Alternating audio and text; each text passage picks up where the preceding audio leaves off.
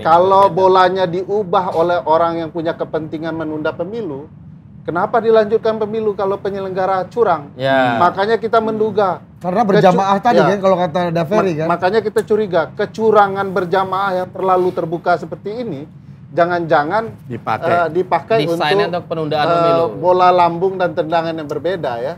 Karena memang ada yang sangat berkepentingan untuk atau merasa berkepentingan agar supaya ada ya proses itu, ada pengunduran dan lain sebagainya. Kalau para elit, para politisi ya tidak mengindahkan ilmu pengetahuan ini, disitulah letak kehancuran sebuah negara, Pak. Semuanya diterabas, semuanya ditabrak. Pak Faisal Basri gitu ya, dalam beberapa catatannya itu juga menjelaskan bahwa sebetulnya yang menjadi persoalan dalam ekonomi itu bukan hanya tahun politik, dan tahun politik itu paling-paling hanya menyumbang sedikit saja itu ya fluktuasi dari ekonomi.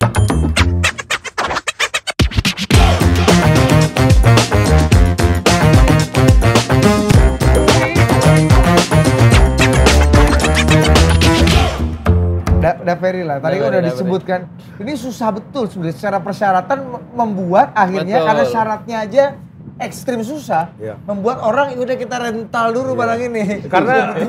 Karena lulus tuh berat. Lulus berat. Lolos aja yang penting. Udah keluar istilahnya, nggak lulus tapi lolos. Terima kasih ulasan lo, Kasih kebijakan. Memang tadi kan sudah disampaikan bahwa ini kompetisi. Cuman kan aturan main ini akan mempersehat kompetisinya.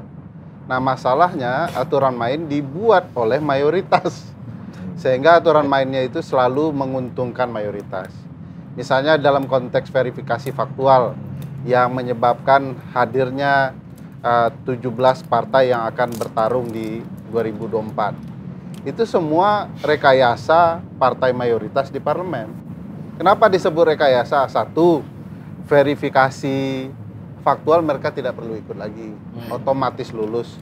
Padahal syarat untuk lulus verifikasi faktual itu maha berat. Maha berat.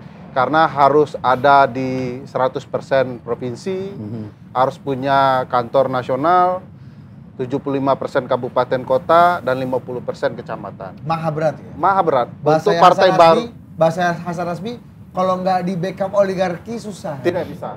Karena tanpa dana mereka tidak akan bisa memenuhi syarat itu. Oleh karena itu, partai parlemen cari selamat buat aturan yang menguntungkan mereka. Di titik ini sudah tidak sehat persaingan. Nah, belum lagi lahir cara-cara tertentu secara teknis di lapangan untuk membangun kompetitor yang juga tidak sehat secara kepentingan. Misalnya dalam temuan kita, dalam proses verifikasi itu, kita menemukan ada perintah-perintah tertentu untuk meloloskan partai-partai tertentu. Yang kalau dikorelasikan itu berkaitan dengan analisanya Bung Adi tadi. Satu, partai A untuk kemudian menggerus suara partai X gitu ya. Tiba-tiba saya agak rahasia ya tadi sudah sebutkan. Secara gamblang hasil temuan itu kurang lebih mengatakan bahwa harus diloloskan partai Gelora. Ya. Oh, ada perintah begitu ya? Ada perintah. Ada perintah. Temuan kita yang kemudian kita sudah dapat kuasa ya menjelaskan bahwa motif kecurangan sedang dilakukan. Ada yang meloloskan Partai Garuda, PKN dengan motif-motif tertentu. Perintahnya luar biasa. Kalau dari penyampaian saksi dan alat bukti yang diserahkan ke kita itu luar biasa. Mulai dari tekanan soal kalau Anda tidak mengikuti, Anda tidak akan lolos lagi sebagai penyelenggara di berikutnya. Berikutnya itu proses seleksinya akan datang sebentar lagi berdasarkan Perpu. Yang kedua ada ancaman fisik bahkan yang mengatakan bahwa siap-siap saja ke rumah sakit begitu. Bayangkan demokrasi kita ada tekanan seperti itu.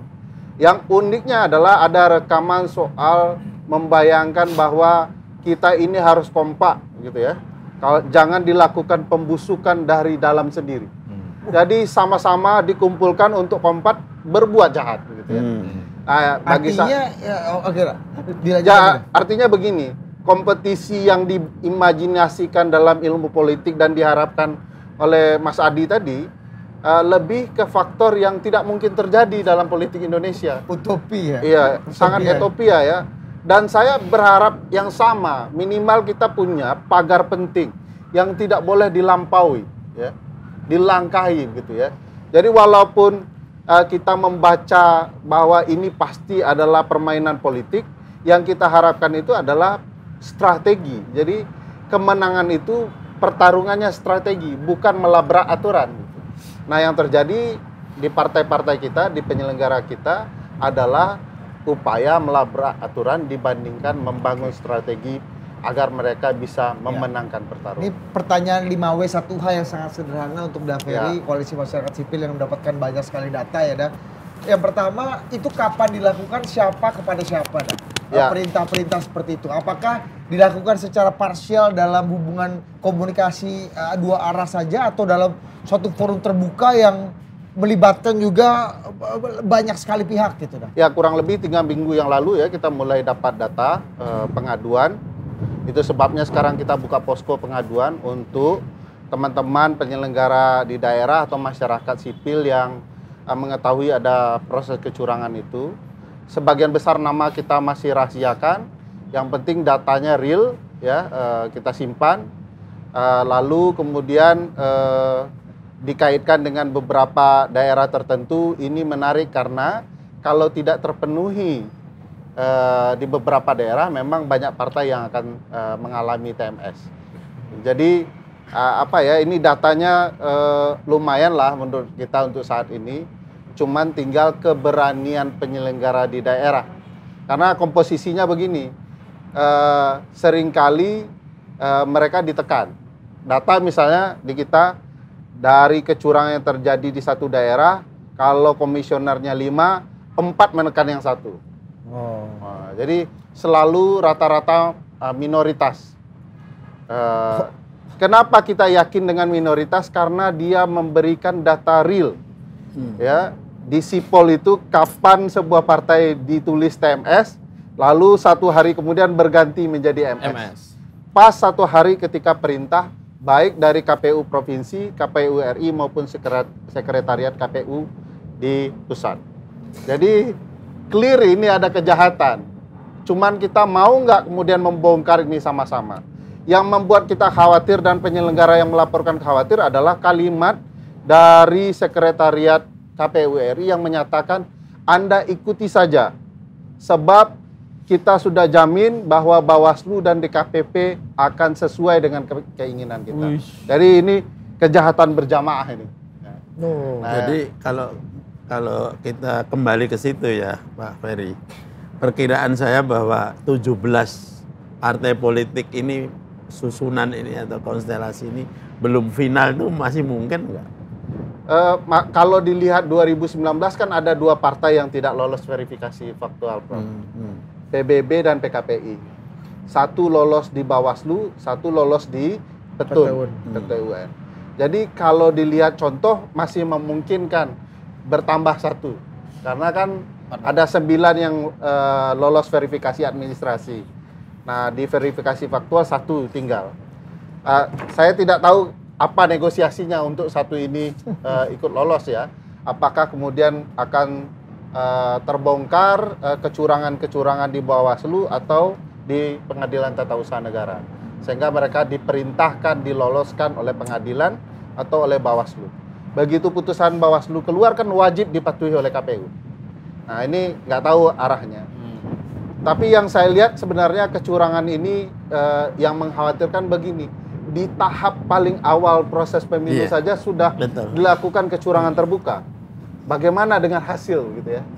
Yang paling mengkhawatirkan lagi adalah isu penundaan pemilu. Nah, ini. Kalau bolanya diubah oleh orang yang punya kepentingan menunda pemilu, kenapa dilanjutkan pemilu kalau penyelenggara curang? Ya. Makanya kita menduga. Karena berjamaah tadi kan kalau kata Daveri kan. Makanya kita curiga kecurangan berjamaah yang terlalu terbuka seperti ini, jangan-jangan dipakai untuk penundaan pemilu. Bola lambung dan tendangan yang berbeda ya.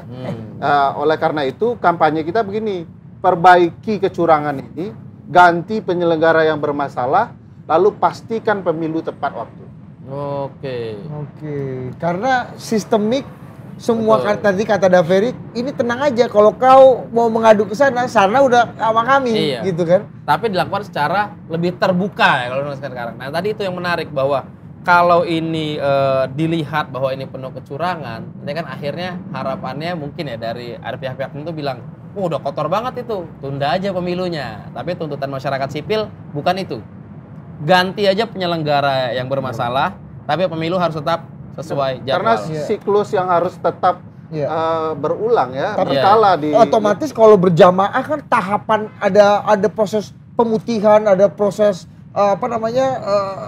hukum juga kan di dalam etik segala macam. Penyelenggara kita kan ada mekanisme PAW-nya juga. Jadi jangan khawatir itu. Oke, nggak akan mengubah tahapan ini ya? Tidak boleh mengubah tahapan karena seluruh tahapan sudah diatur. Nah, berarti dari koalisi masyarakat sipil mau dibawa kemana nih temuan-temuan ini kalau tadi sudah? Kita tentu akan secara konstitusional tetap ke DKPP, ke Bawaslu, apakah kepolisian atau kejaksaan terkait dengan pemalsuan dokumen juga bisa dilakukan. Kita sedang nimbang-nimbang nih strategi apa yang layak bisa disaksikan publik. Bukan strateginya harus menang, Kabur. Tapi publik tahu ya kebenaran alat bukti yang kita sampaikan itu terbuka dan dilihat oleh publik. Jadi mata publik lagi harus disusun ya. Iya. Mudah-mudahan. Iya, karena bola lambung ini bisa dimanfaatkan juga untuk hal-hal yang agak ini ya anti demokratis. Kita tidak tahu bola lambung itu akan digunakan melalui tendangan voli atau tendangan salto. Iya. Ke gawang lawan apa ke gawang sendiri? Ke gawang sendiri yang lebih gawat. Ke gawang sendiri yang lebih gawat. Iya, sepak bola gajah jadi ya. Gimana Mas Adi ngelihatnya ini? Kalau saya kan tidak bicara tentang soal kecurangan. Pasti ada curang soalnya.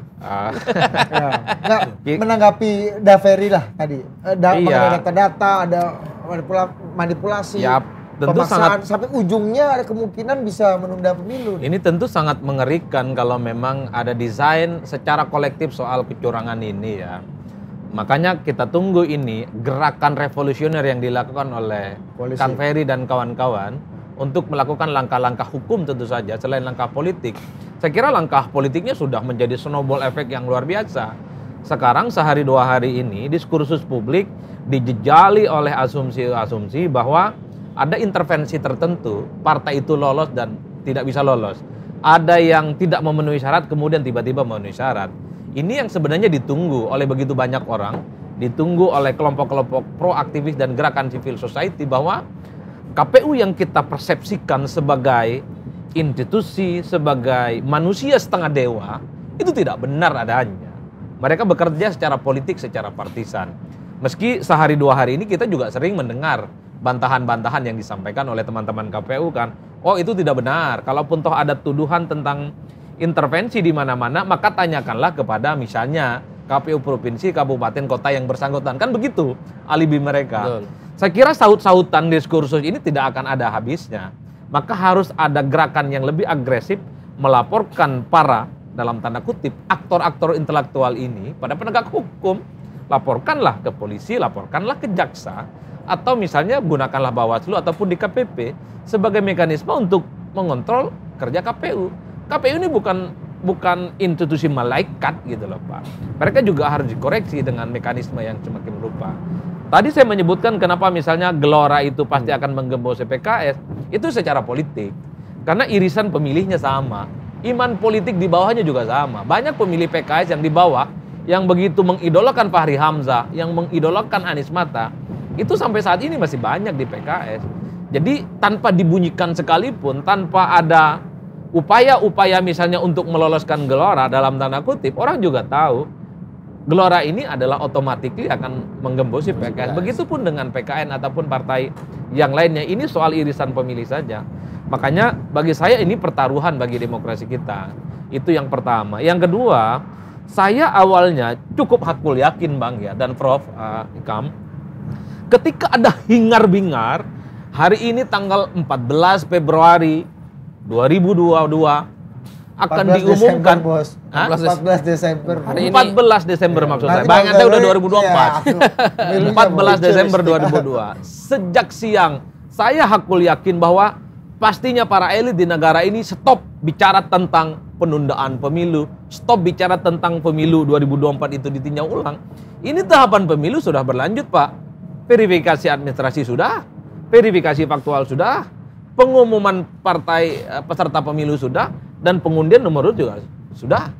Cuman kalau apa yang disampaikan oleh Bang Ferry itu betul, ini seakan-akan by design, itu tentu mengerikan. Ini kan menambah amunisi untuk melakukan penundaan pemilu. Kan diasumsikan pemilu ditunda karena ada pembelahan yang ekstrim, tensi persaingan yang naik, tingkat kepuasan terhadap pemerintah sampai ke sidratul muntaha, ke langit yang ke-7, bukan 70%, Pak. 70%. Sidratul muntaha ke sana, ke langit yang ke-70 gitu loh, Pak. Kan begitu argumennya, apalagi tak punya uang, tak punya dana. Apalagi penyelenggara yang menurut Bang Ferry adalah kejahatannya kolektif kolegial gitu. Menurut temuan di lapangan. Nah, makanya ini yang ditunggu oleh kita. Bukan kolektif kolegial, terkomando ini. Iya. Saya membayangkan setelah per hari ini kira-kira begitu, saya agak nyaman tidur gitu loh, Pak. Ngajar, meneliti, sehingga tidak ada bayangan-bayangan tentang gerakan-gerakan di bawah itu untuk memunculkan penundaan pemilu. Iya. Ternyata malah nambah alasannya sini. Iya. Tapi kalau kita lihat kan selama ini kalau misalnya ujungnya penundaan pemilu nih, non sewu nih Prof. Ini kan orkestrasinya kalau kita lihat misalnya yang terakhir itu dari ketua DPD dan ketua MPR. Beberapa waktu sebelumnya beberapa ketua umum partai. Iya. Iya kan beberapa waktu sebelumnya beberapa menteri kabinet Itu misalnya. ada Pak Zul ya situ ya. Iya ada Pak Zul juga yang waktu itu juga sempat mengungkapkan ya. Wih, sebelahan tuh. Ada Pak Ustadz Ivan. Anies iya, sama mantap juga Ustadz ya. Saiku. Iya. Langsung Itu ganti PDI sama siapa Pak PDI itu PDI? Bambang Pacul. Oh iya. Iya. Kawannya iya. Pak Torik itu. Ya. Yang satu Dasko Caimin, Ahmad Gus dan Imin. Caimin. Kedua Bang Dasko ya, bukan. Ya, Bang Dasko. ini ya. 4 Oke. Pak Ludwig. Oke, kembali ke itu. Nah, ini kan kalau sekarang tadi kata Daveri, ujungnya ini kan penyelenggara pemilu, which is adalah lembaga independen yang terlepas dari kekuatan-kekuatan politik lain di eksekutif ataupun legislatif gitu kan. Nah, gimana kita mau mengaitkan ini sebagai sebuah orkestrasi yang ada benang merahnya gitu. Aku respon dulu ya soal Boleh. independen KPU itu. Dari awal kan masyarakat sipil pemantau pemilu kan sudah mencurigai. Kenapa dicurigai? Alasan sederhana. KPU yang independen sebagai lembaga di pasal 22E Undang-Undang Dasar itu malah diseleksi oleh tim sukses Joko Widodo ketika pemilu 2019. Pertanyaan besarnya bagaimana mungkin penyelenggara pemilu malah diseleksi oleh tim sukses? Logika ini sudah sesat dari awal. Nah, begitu berjalan sampai verifikasi faktual, apa-apa yang muncul sesuai dengan hasil temuan awal. Jadi memang publik mungkin akan bertanya-tanya, cuman saya mau mengajak kita untuk bertahan. Bagaimanapun pemilu harus dilaksanakan. Sebab pemilu bahkan perang sekalipun, pemilu akan tetap dilaksanakan. Kenapa? Ada perubahan kebijakan. Ada berbagai penelitian lah cerita soal pemilu di masa perang ya. Untuk apa? Untuk pilihan publik, kepentingan publik bisa ditransformasikan dengan kebijakan penguasa. Nah, pernyataan-pernyataan ketua lembaga ini yang sesat menyesatkan ya, ditunda pakai dekrit lagi. Padahal kita sudah melupakan dekrit setelah reformasi ya. Ini ketua sudah dirubah sistemnya. siapa itu dah? Lanyala Mataliti. Ketua DPD ya. Iya. Kalau perlu ditunda, gunakan dekrit. Nah, ini kan tidak baca undang-undang dasar, tidak baca undang-undang. Tapi hanya sekedar memanaskan situasi, tidak mengajak publik mengawasi pemilu dan bersama-sama menyukseskannya di 2024. Nah, itu yang mengkhawatirkan soal independen dan segala macam. Prof Ikam ada tanggapan Prof mengenai tadi itu? Ya, semoga saya tidak ikut di dalam arus pesimisme ya di sini ya.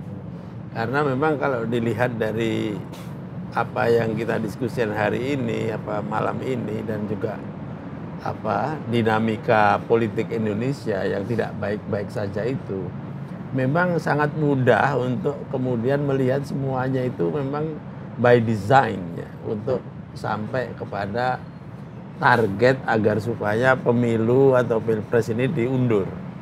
Karena memang ada yang sangat berkepentingan untuk atau merasa berkepentingan agar supaya ada ya proses itu, ada pengunduran dan lain sebagainya, penambahan masa jabatan, sehingga sampai kepada orang-orang yang memegang posisi sangat strategis seperti ketua DPD, ya, kemudian ketua MPR, yang menurut saya sudah jelas ya bukan cuma tidak membaca undang-undang dasar atau konstitusi, mungkin dia lupa bahwa mereka jadi seperti itu adalah hasil dari reformasi yang ingin mengembalikan republik ini kepada demokrasi konstitusional.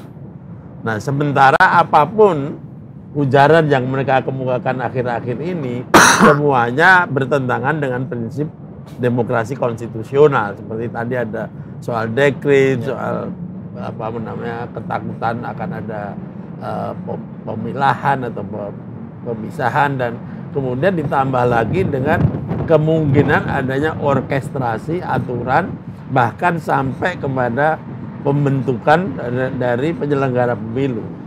Jadi apa yang saya kemukakan di depan tadi itu sebagai satu harapan agar demokrasi kita itu mempunyai satu corak tertentu, bisa ambiar gara-gara hitungan-hitungan atau apa namanya kemungkinan-kemungkinan yang seperti ini, which is menurut saya sah-sah saja sebagai pengamat atau sebagai aktivis apa namanya masyarakat sipil untuk mencurigai itu. Hanya saya masih mempunyai semacam apa ya, semacam excuse, kalau bisa dikatakan excuse. Apakah harga yang harus dibayar oleh pemerintah atau oleh penguasa dan oligarki itu akan sedemikian mahal, itu akan betul-betul mereka abaikan. Sebab international apa namanya community juga mengawasi apa yang terjadi di Indonesia. Bayangkan aja kalau undang-undang seperti KUHP aja, dengan adanya aturan-aturan dianggap melanggar hak asasi manusia, itu aja sudah dicap bahwa mungkin akan menghambat investasi. Itu artinya kan walaupun kita setuju atau tidak setuju dengan soal investasi asing ke Indonesia, tapi artinya adalah paling tidak ada pengawasan dari komunitas internasional. Kecuali kalau komunitas internasional sudah tidak care apakah Indonesia itu akan tetap demokratis untuk kepentingan mereka atau tidak. Itu adalah mungkin last hope dari saya, bahwa mereka-mereka yang sedang menikmati kekuasaan sekarang ini masih berpikir bahwa ada sesuatu harga yang mahal sekali yang harus dibayar. Kalau skenario yang kalau Daveri yang menurut saya bukan tidak mungkin itu tadi ya. Senario negatif tadi itu. Dan yang penting lagi, bukan ini terjadi di Indonesia saat ini saja. Indonesia itu sudah mempunyai sejarah bahwa pemerintah-pemerintah yang otoriter atau semi totaliter itu pada akhirnya akan dihancurkan oleh rakyatnya sendiri. Nah, kalau itu yang terjadi, Indonesia makin lama bukannya semakin mengarah kepada kemajuan, semakin ada kemunduran-kemunduran yang sistematik, sehingga kemudian ya kita tidak mau meriskir Indonesia jatuh ke kondisi seperti itu. Jadi saya, walaupun saya juga bisa memahami kekhawatiran dan pesimisme tadi itu, saya masih tetap berharap bahwa krisis yang akan terjadi di Indonesia saat ini, karena semuanya kayaknya berlomba-lomba untuk menciptakan instrumentalisme di dalam politik ini, tidak melihat prinsip dari kewarganegaraan atau demokratisasi di Indonesia ini. Tapi tetap saya berharap bahwa tidak akan akhirnya membuat kita kemudian tidak bisa mengontrol lagi situasi yang sangat buruk ini. Nah, saya tetap berpendapat bahwa masyarakat sipil di Indonesia harus care terhadap ini, terutama kalau saya lihat dari analisa Pak Ferry tadi itu, memang pada akhirnya KPU ini yang harus dipelototi betul. Saya masih berharap sebelum mendengar dari Pak Ferry tadi, bahwa independensi KPU itu bisa dipertahankan, masih bisa diharapkan. Tetapi kalau sudah mendengar seperti tadi itu, ya saya mesti harus membaca lagi apakah KPU yang sekarang ini tidak lebih bagus daripada yang sebelumnya atau malah sebetulnya lebih buruk begitu. Nah, Prof. Itu. Iya. Kalau gitu, Prof, yang partai-partai yang girang dapat nomor urut tadi itu nggak sedih gitu kalau pemilunya diundur gitu? Ya, tapi kalau analisa politiknya bahwa semuanya ini adalah hasil dari rekayasa, jangan-jangan kalau prosesnya seperti yang dikatakan oleh Mas Didi tadi, sudah dari lama ini didiskusikan, jangan-jangan juga semuanya sudah dipikirkan. Ya, kalau memang senarionya ini, senario semuanya ini sudah diatur begitu ya, tidak ada yang namanya. Nggak mungkin kontrol tuh muncul dari partai politik gitu, yang ya kan udah happy semua tuh pegang-pegang. Tahunya nggak jadi balap kan, nggak jadi main kan. Nggak jadi main pun kalau mereka sudah diberitahu bahwa kemungkinan senario begitu ya kan bisa jadi. Apalagi apalagi punya kader-kader di parlemen kan, lanjut lagi barangkali kan. Cara membacanya nggak begitu menurutku ya. Cara membaca yang aku yakini adalah begini. Jadi pandangan Ari bahwa ini mereka akan kecewa, agak gitu cara kita membacanya. Cara membacanya seperti apa yang diceritakan Prof. Hikam dan Mas Adi. Kita tuh juga punya mimpi ya. Ini high call-nya, ini harapannya pemilu sebegini. Paling buruk, seburuk-buruknya iman, pemilunya harus begini. Strategi partai juga begitu. Jokowi misalnya kalau tidak 3 periode ya perpanjang masa jabatan, penundaan pemilu, which is itu otomatis memperpanjang juga masa jabatan. Tetapi ada strategi layers kedua. Misalnya Ganjar bisa berkuasa, transformasi kebijakan juga terus berjalan. Juga ada upaya-upaya lain kalau tidak bisa mengendalikan calon presidennya, partai-partainya bisa dikendalikan. Bahwa rahasia kecurangan ini sudah dipegang oleh masing-masing pihak, saya yakin itu karena ini sangat terbuka, sangat mudah diketahui. Jadi mereka juga punya kepentingan. High call-nya begini. Ini agak dekat sama KUHP barusan ini. Ganjar berkuasa ini bagaimana maksudnya? Coba. Tapi itu masih 3 tahun lagi, jadi masih boleh lah. Masih boleh lah. Artinya ini nanti 3 tahun lagi kita agak pelan lah. Artinya ini terlalu jorok karena seterbuka itu ya kalau mau dianggap ini sebuah kecurangan. Makanya giringan bolanya bisa dibawa kemana-mana. Bisa kemana-mana. Walaupun ada kan katanya pemerintah sudah menerbitkan Perpu, ini sudah gestur bahwa apa sih kepentingan Perpu 1 2024 ini nggak ada kaitannya dengan pemilu dan perbaikan pemilu. Contoh nomor urut lama ataupun baru nggak ada pengaruhnya. Mas Adi sudah bilang. Kenapa keluar Perpu? Perpu itu undang-undang darurat loh. Apa kondisi darurat yang diperbaiki? Karena kan ada provinsi baru. DOB kalau mau contoh ya, Kaltara waktu 2019 tidak ikut pemilu karena mereka provinsi baru. Mereka mempersiapkan diri dulu, baru kemudian 2024 akan ikut. Nah ini DOB ini kan begini kalau hitung-hitung matematika pemilunya nanti Mas Adi lebih didetailkan. Syarat pemenangan presiden itu kan setengah jumlah provinsi ya, masing-masing itu 20%, 50% suara total lebih gitu ya. Nah dengan ada DOB baru itu sudah ada 4 provinsi yang menjanjikan dan menguntungkan calon presiden tertentu dan atau partai tertentu. Partai mana yang diuntungkan itu? Ya saya harus lihat 2024 kan siapa yang paling diuntungkan dari 4 partai. Tapi perkiraannya akan ada ke partai yang sedang berkuasa, yang mayoritas di DPR. Oke. Mayoritas siapa? Jelas bukan. Jangan lu makin menjuruskan. Mayoritas itu kan ada mayoritas nomor 1.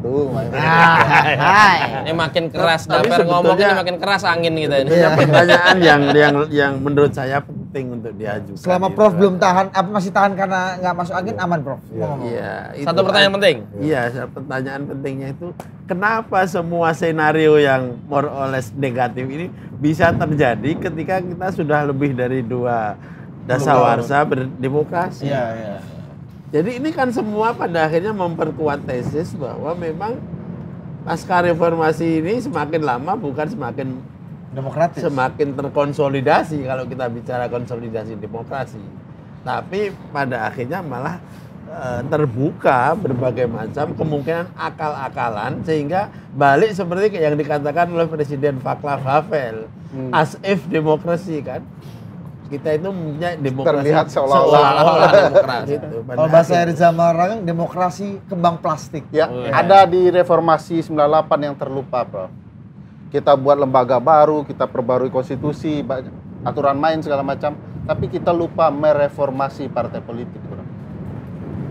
Nah, ini itu kebetulan satu-satu. pimpinan partai politik di masa-masa awal reformasi. Ya, saya nggak tahu ya entah berapa kali berapa sering saya mengatakan bahwa kita perlu reformasi kedua, yaitu dalam bentuk melakukan reformasi tentang sistem partai politik. Yes. Nah, selalu pertanyaan orang kepada saya, siapa yang akan melakukan itu? Sebab partai politik pasti tidak akan mau. Begitu. Tidak ada anggota Gerindra yang akan bilang Pak Prabowo jabatannya sudah kepanjangan, apalagi anggota PDIP ke Megawati kan? Mumpung belum 3 tahun.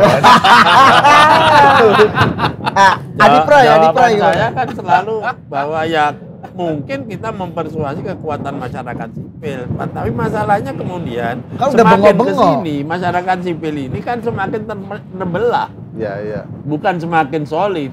Sudah banyak yang masuk istana, Prof. Ya memang begitu. Kekuatan buruh pun yang sebetulnya juga sebagian adalah kekuatan masyarakat sipil itu tidak berbunyi apa-apa sekarang. Ini ada partai buruh ini gimana, Bro? Ya apalagi sekarang sudah jadi partai betulan. Apakah dia nanti akan betul-betul menyuarakan masyarakat sipil atau tidak, kita tidak tahu. Anda melihat nasib partai buruh ini seperti partai-partai buruh. Ya saya nggak tahu awal ideologinya apa. Kalau melihat tokohnya sih kayaknya ya tidak terlalu jauh dari partai-partai buruh di barat ya. Artinya mereka tetap pro kepada ide growth ya, bukan distribusi gitu kan, yang begitu-begitu. Makanya saya juga sebetulnya diskusi seperti ini juga mungkin akan ada serialnya gitu. Ya, kenapa di Indonesia itu berubah menjadi seperti ini? Saya kira kita itu melompat atau berubah dari developmentalisme menjadi neoliberalisme. Apalagi dunia sekarang ini kan memang semuanya, even di China kan trennya kepada neoliberalisme. Oke. Dan sehingga kemudian juga ini mempengaruhi kenapa masyarakat sipil yang sebelumnya kompak itu sekarang diarahkan kepada semakin menjadi politicized. Tapi menurut saya peristiwa begini menguntungkan Mas Adi, Prof. Makin banyak bahan penelitiannya.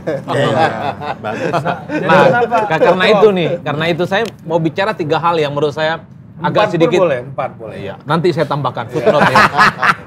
Agak sedikit paradigmatik. Pertama kan kalau kita bicara tentang gelombang kalau kita bicara tentang gelombang demokrasi ya. Kita sebenarnya harus berani mengklaim ini gelombang demokrasi pertama pasca reformasi. Gelombang demokrasi pertama itu pasti punya cacat bawaan yang akut. Paling mungkin yang bisa dilakukan adalah melakukan konsolidasi secara kelembagaan. Secara kelembagaan kita sudah mapan, Pak. Kita punya infrastruktur kelembagaan secara politik ya, yang dipercaya dia akan mengagregasi berbagai kepentingan politik. Partai tumbuh hampir setiap 5 tahun sekali. Institusi-institusi lembaga juga dipercaya oleh publik. Tapi problem dari gelombang demokrasi pertama itu biasanya adalah di mana banyak resource-nya yang lebih pada pro status quo dan tidak pada pro perubahan. Jadi lembaganya baru, tapi orang-orang di dalamnya tidak pro terhadap jadi mentalitas lama bukan mentalitas baru. Yang kedua, kalau kita belajar ilmu politik itu kan sederhana, Pak. Politik itu kan constraint use of social power. Penggunaan kekuasaan politik yang harus dibatasi. Itu politik, Pak. Disitulah pentingnya iman politik seorang penguasa. Jadi sekalipun popularitas, elektabilitasnya sampai sidratul muntaha, kalau sudah waktunya turun, ya turun, Pak. Ini cocok ceramah ini di depan Pak Jokowi. Mumpung belum 3 tahun. Kalau ceramah di depan mahasiswa sering yang begini-begini. Pak Jokowi juga udah ngomong kan, saya nggak punya niat, saya nggak punya. Tapi berubah. saya akan tunduk kepada konstitusi dan kehendak rakyat. Itu. Iya. Nanti konstitusinya berubah. Makanya perlu juga kan kita bicara hal-hal yang sifatnya paradigmatik ya. Supaya tidak bicara pemilu itu tentang nomor urut, tentang partai dan soal kalah menang. Saya cukup indah statement ini ya, constraint use of social power itu. Bahwa siapapun elit politik di sebuah negara, dia harus paham dengan dirinya, dia dibatasi oleh satu konstitusi yang dia tidak boleh langgar, Pak. Sekalipun banyak orang yang mendukung, sekalipun banyak orang yang puas, sekalipun banyak orang yang mengapresiasi, saatnya dia duduk. Saatnya dia berhenti, dia stop. Bukan stop. Itu bahasa Madura, Pak. Harus Itu betul-betul total stop. Meskipun sampai elektabilitas dan popularitas sampai Sidratul Muntaha. Sidratul Muntaha. Emang Anda ini emang pengamat politik persona Madura ya? Nah, menurutku itu benar, di dalam teori konstitusi juga berlaku. Tidak ada relasi preferensi yang tinggi, elektabilitas tinggi bagi presiden yang sudah 2 periode untuk kedepannya. Itu cuma untuk bicara legacy, tidak untuk melanjutkan kekuasaan. Betul. Yang ketiga itu kalau kita membaca para pikiran para filosof, kekuasaan itu candu, Pak. Candu. Bukannya Apa? Kalau bahasa anak sekarang nagih. Iya. Sekali Setetes aja berkuasa, nikmat. ingin terus berkuasa Iya. terus menerus. Marsius beda lagi tuh. Candu itu yang lain. Sebelum 3 tahun, 3 tahun, Pak. Sebelum 3 tahun. Tapi kan penistaan udah ada. Jangan libatkan 156A. Fikan dalam penistaan. Nah, yang saya khawatirkan adalah kalau para elit, para politisi, ya, tidak mengindahkan ilmu pengetahuan ini, disitulah letak kehancuran sebuah negara, Pak. Semuanya diterabas, semuanya ditabrak atas nama kekuasaan. Kan itu yang terjadi, Pak. Meskipun masyarakat sipilnya udah bebas bersuara, medium untuk bersuaranya pun Tapi kan- semakin beragam. Tapi kan makin dibatasi. Nah ini Makin menuju ancaman kan. Meskipun makin ada demokrat, kasus berita iya. dan segala macamnya itu menunjukkan kita balik lagi, cuman jumlahnya saja masih kecil. Tapi dengan kerumitan sistem partai politik ini juga sebenarnya blessing in disguise sebenarnya ada Ferry.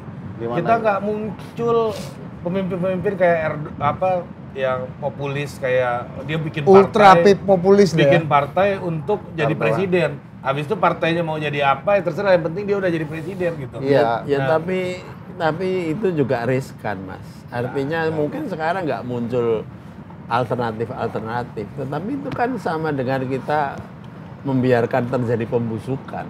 Tapi itu saya dapat dari buku yang dikasih Daveri itu. Asik. Iya kan, artinya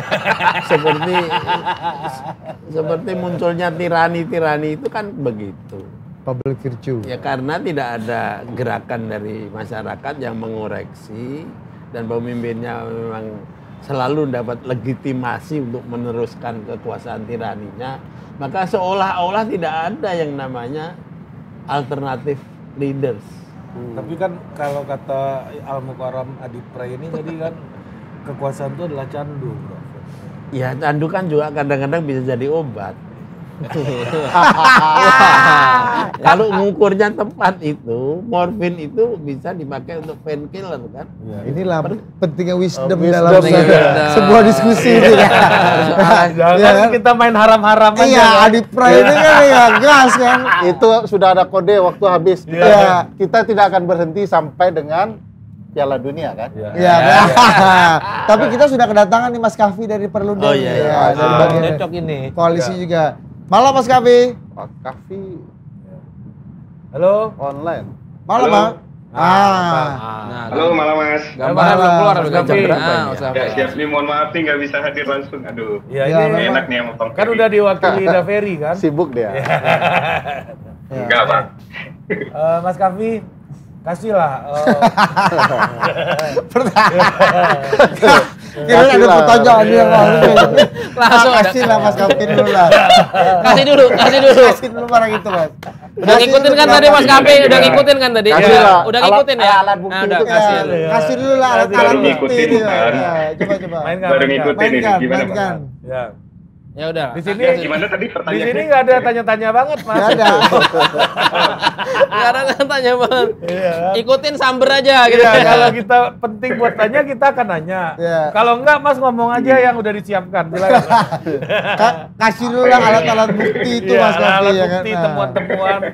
Bagaimana hari Alat ini itu bukti. ternyata banyak jalan berliku kan, Iya, betul. menuju hari ini nih. Betul. Ayo, Apa silakan. temuan dari Luar Perludem? biasa. Silakan, Mas. Ada juga Apa pertanyaan- cerita di Iya. balik seremoni malam ini di KPU? Ujungnya ada juga pertanyaan spesifik. Ada, akhirnya ada. Sosokan dan sosokan.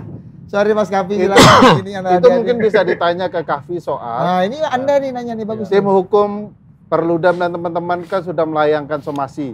Ya, KPU. Nah, kalau dicuekkan oleh somasi itu apa yang cuekin ya? Cuekan itu bahasa orang Bahasa Jawa, Padang. orang Padang itu. Ya Madura boleh kok, orang Padang tidak boleh.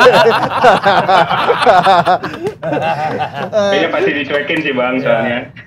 Coba apa Coba kasih dulu. langkah selanjutnya? Udah habis pesimis itu? nih, udah pesimis. Ya kasih dulu Mas. Iya. Mas Kapi. Iya, Bang, thank you nih, ya udah diundang ya. Soal pesimis ya, kenapa pesimis? Karena ya kita lihat gitu ya, ada banyak banget persoalan yang kemudian terjadi gitu ya, terutama dalam proses verifikasi faktual dari partai politik ini, di mana ya ada banyak sekali dugaan. Kita bareng-bareng sama Bang Ferry juga.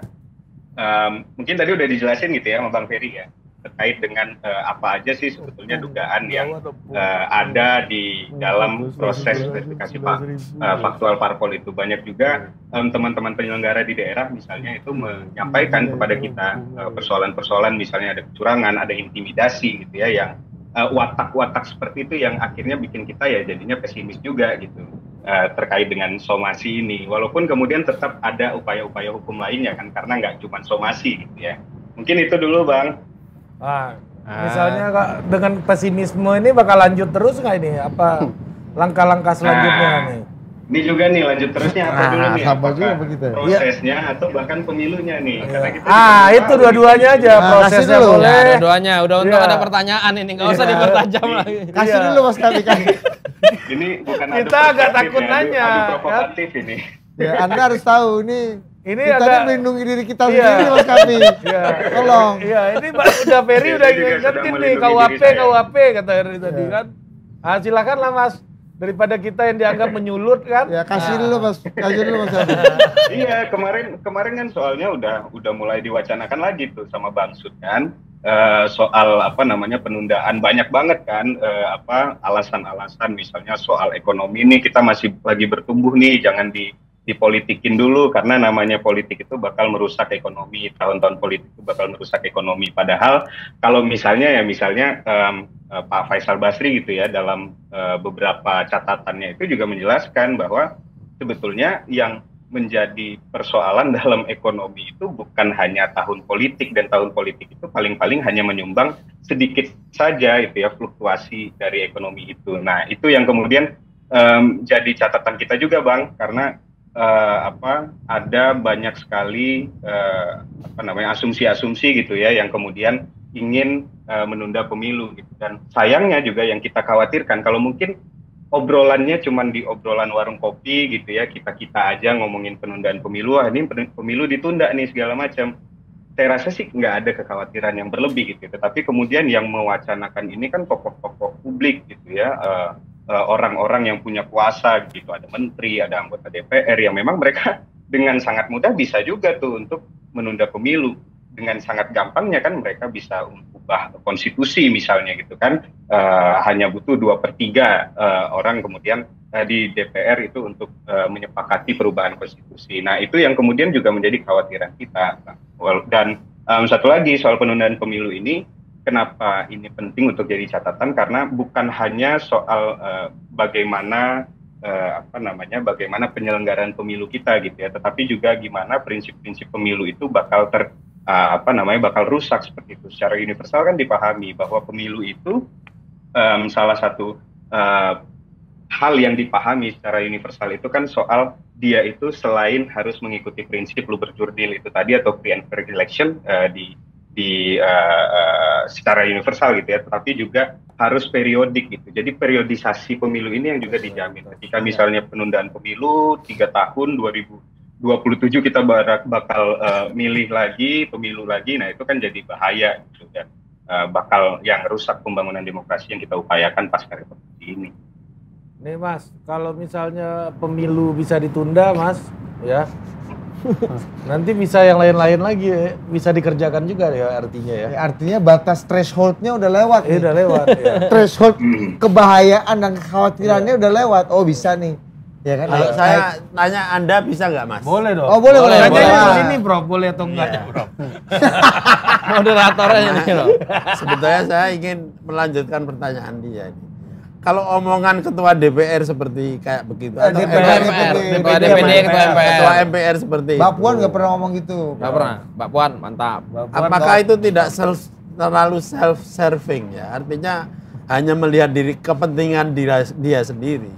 Karena dengan penundaan pemilu itu posisi dia akan tetap aja gitu. Betul. Oh iya ya. Satu. Tetap Yang kedua, masa presiden tadi nambah, saya DPR sudah nambah. mengatakan bahwa dia ini kan hasil daripada reformasi yang menuju demokrasi konstitusional. Nah seharusnya sebagai ketua MPR dia kan paham apa demokrasi konstitusional itu kan.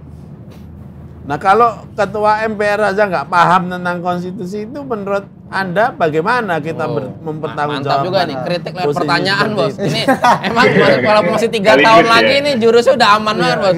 Saya bertanya kepada Anda, tapi saya kritik semua. Ini mantap ini, emang beda bos. Wisdom bos. Beda wisdom, Orang udah Bos. punya wisdom itu udah. Ini cara Prof Ikam ini bisa saya pakai nih. Bisa, saya bertanya pada Anda, isinya dos.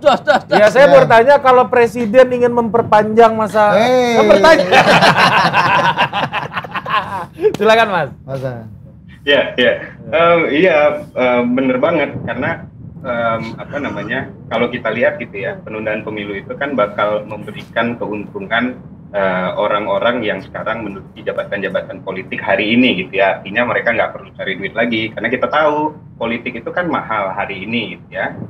Ada banyak sekali persoalan misalnya dalam konteks keuangan partai politik yang masih nggak transparan, kemudian kita nggak tahu itu duitnya datang dari mana misalnya dan lain sebagainya.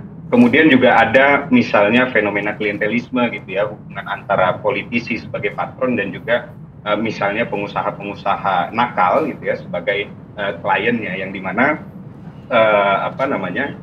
hubungan ini kan masih tetap termaintain gitu ya ketika misalnya pemilunya ditunda 3 tahun lagi dan lain sebagainya. Itu yang juga jadi catatan kita juga terkait dengan penundaan pemilu. Di samping juga mahalnya ongkos politik ini juga tentu perlu jadi catatan juga gitu ya terkait dengan penundaan pemilu ini. Artinya mereka nggak perlu untuk cari modal dulu, jadi ada waktu 8 tahun gitu ya untuk cari modal untuk memperkaya diri sendiri gitu ya, sehingga lebih dapat tujuannya gitu ya, tujuan buruknya gitu. Ya.